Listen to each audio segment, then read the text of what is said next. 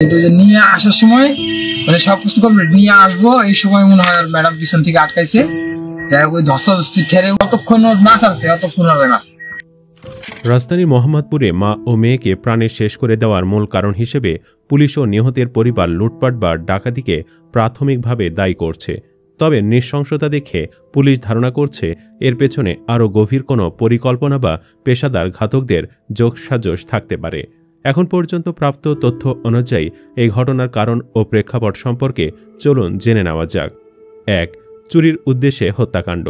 মামলার এজাহার এবং সিসিটিভি ফুটেজ অনুযায়ী অভিযুক্ত গৃহকর্মী আয়েশা বাসা থেকে বের হওয়ার সময় নগদ টাকা, স্বর্ণালংকার, ল্যাপটপ এবং মোবাইল ফোন নিয়ে পালিয়ে যান।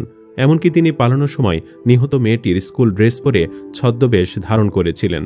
তাই প্রাথমিকভাবে ধারণা করা হচ্ছে মূল্যবান সামগ্রী লুট করতেই এই ঘটনা ঘটানো হয়েছে। ২. পেশাদার কিলার সন্দেহ।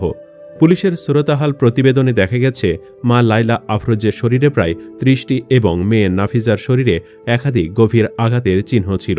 পুলিশের তেজগাঁও বিভাগের উপকমিশনার জানিয়েছেন, আঘাতের ধরন দেখে মনে হচ্ছে এটি সাধারণ কোনো গৃহকর্মীর কাজ নয়, বরং কোনো প্রশিক্ষিত ঘাতকের কাজ।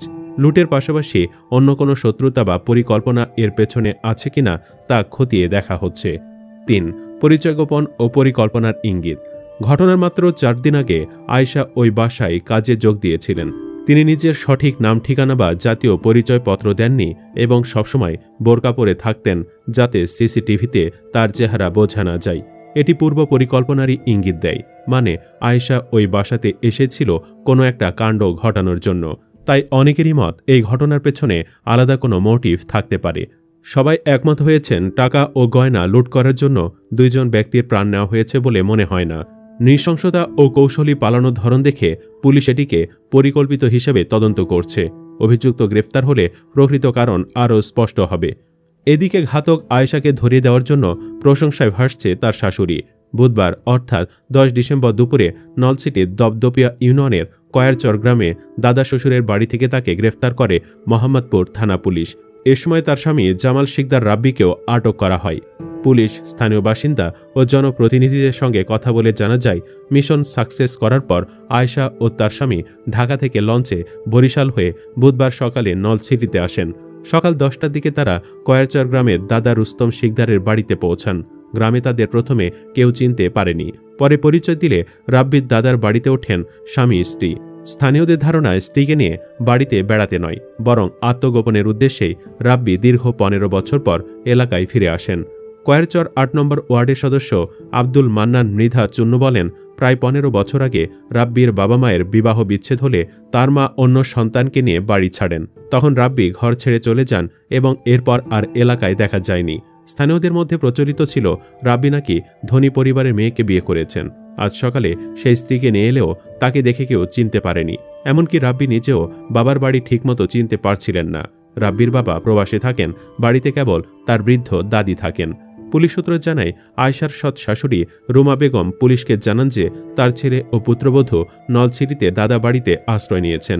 সে তথ্যের ভিত্তিতেই মোহাম্মদপুর থানা দ্রুত অভিযান চালায়। সহকারী পুলিশ কমিশনার মোহাম্মদ আবদুল্লাহ আল মামুনের নেতৃত্বে ৯ সদস্যের একটি টিম দুপুরে কয়ারচর গ্রামে পৌঁছে দাদা শ্বশুরের বাড়ি থেকে আয়েশা ও রাব্বিকে গ্রেফতার করে। মামলার তদন্ত কর্মকর্তা এসআই মোহাম্মদ শহীদুল ইসলাম মাসুম জানান, মোহাম্মদপুরের শাহজাহান রোডের একটি বাসায় গৃহকর্মী হিসাবে কাজ করতেন আয়েশা। গত সোমবার সকালে লাইলা আফরোজ ও তার ৯ম শ্রেণীর শিক্ষার্থী মেয়ে নাফিসা লাওয়াল বিনতে আজিজকে প্রাণে শেষ করেন তিনি।